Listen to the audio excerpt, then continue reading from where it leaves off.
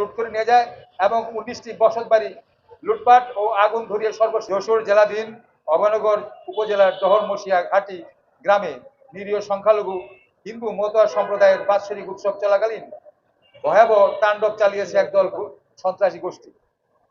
সেখানে 500 মানুষের প্রসাদ রান্না করা হয়েছিল এবং এই সন্ত্রাসী গোষ্ঠীর সমস্ত কিছু প্রসাদ সবকিছু লুট করে নিয়ে যায় এবং 19টি বসতবাড়ি লুটপাট ও আগুন ধরিয়ে সর্বশান্ত করে আগুন ধরিয়ে দেয়।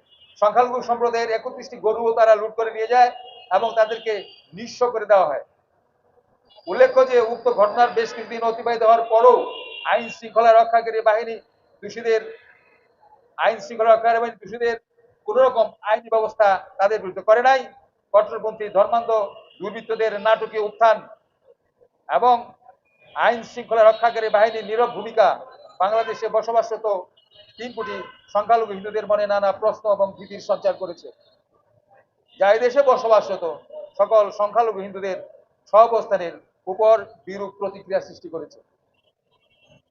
বাংলাদেশ হিন্দু মহাসভা এর পক্ষ থেকে উক্ত উদ্দেশ্য প্রণীত সাম্প্রদায়িক হামলার তীব্র নিন্দা ও প্রতিবাদ জানায় এবং 48 ঘন্টার মধ্যে প্রকৃত অপরাধীদের চিহ্নিত করে আইনের আওতায় এনে ক্ষতিগ্রস্ত পরিবারগুলোর নিরাপত্তা, পুনর্বাসন এবং ক্ষতি নিশ্চিত করার জন্য সরকার ও প্রশাসনের কাছে জোর দাবি জানাচ্ছি।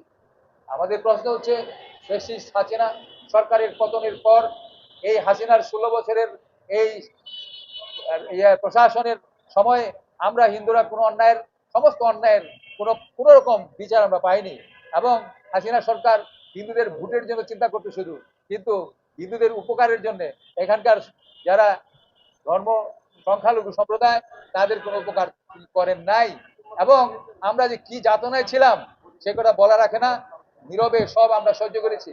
কিন্তু আমাদের এই বর্তমান যে সরকার, এই সরকারের কাছে আমাদের আবেদন, আমরা আপনার কাছে আপনার সান্নিধ্যে থেকে আমরা যেন সত্যিকার ভাবে একটি গণতান্ত্রিক অধিকার বজায় রেখে গণতান্ত্রিক অধিকার আমাদের রক্ষা করে আমরা যেন থাকতে পারি।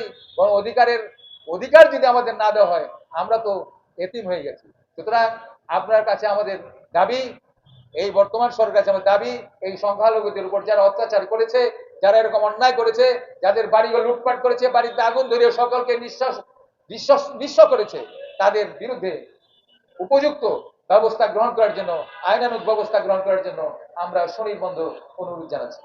আজকে আমার এই বক্তব্য বলেই আমি আমার বক্তব্য শেষ করছি, বাকি সবাই বলবেন। সবাইকে